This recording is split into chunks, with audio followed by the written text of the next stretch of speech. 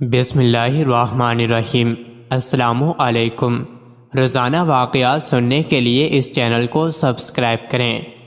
حضرت عبد المطلب کے تمام بیٹوں میں سب سے زیادہ باپ کے لاڈلے اور پیارے حضرت عبداللہ تھے، چونکہ ان کی پیشانی میں نور محمدی صلی اللہ علیہ وسلم اپنی پوری شان و شوکت کے ساتھ جلوہ گر تھا، اس لیے حسن و خوبی کے پیکر اور جمال صورت و کمال سیرت کے آئینہ دار اور عفت و پارسائی میں یکتائے روزگار تھے۔ قبیلہ قریش کی تمام حسین عورتیں ان کے حسن و جمال پر فریفتہ اور ان سے شادی کی درخواست گار تھیں، مگر عبد المطلب ان کے لیے ایک ایسی عورت کی تلاش میں تھے جو حسن و جمال کے ساتھ ساتھ حسب و نسب کی شرافت اور عفت و پارسائی میں بھی ممتاز ہو۔ عجیب اتفاق کہ ایک دن حضرت عبداللہ شکار کے لیے جنگل میں تشریف لے گئے تھے۔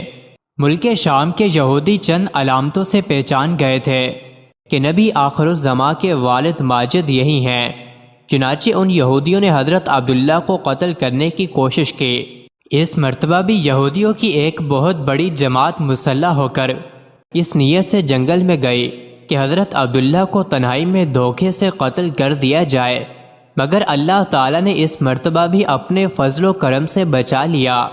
عالم غیب سے چند ایسے سوار ناگہاں نمودار ہوئے جو اس دنیا کے لوگوں سے کوئی مشابہت ہی نہیں رکھتے تھے۔ ان سواروں نے آ کر یہودیوں کو مار بھگایا اور حضرت عبداللہ کو بحفاظت ان کے مکان تک پہنچا دیا۔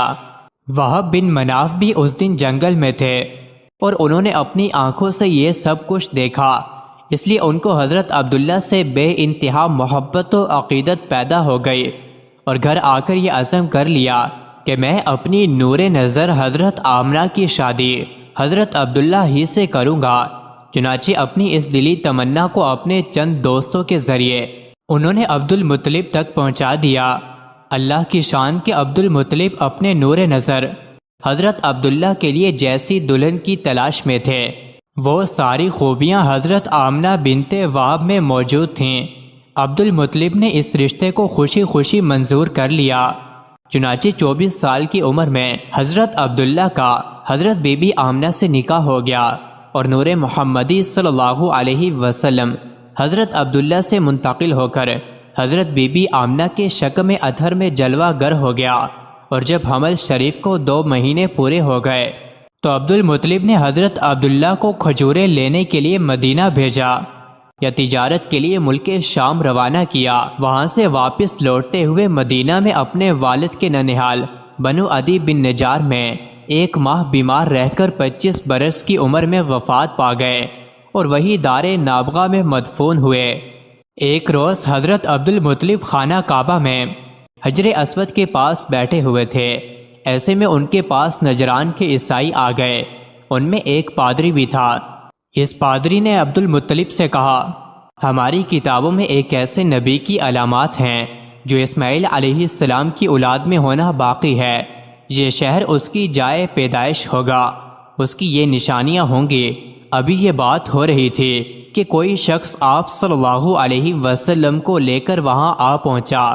پادری کی نظر جو ہی آپ پر پڑی وہ چونک اٹھا۔ آپ کی آنکھوں، گھر اور پیروں کو دیکھ کر وہ چلا اٹھا، وہ نبی یہی ہے، یہ تمہارے کیا لگتے ہیں؟ عبد المطلب بولے، یہ میرے بیٹے ہیں۔ اس پر وہ پادری بولا، تب یہ وہ نہیں، اس لیے کہ ہماری کتابوں میں لکھا ہے کہ اس کے والد کا انتقال اس کی پیدائش سے پہلے ہو جائے گا۔ یہ سن کر عبد المطلب بولے، یہ دراصل میرا پوتا ہے، اس کے باپ کا انتقال اس وقت ہو گیا تھا جب یہ پیدا بھی نہیں ہوا تھا۔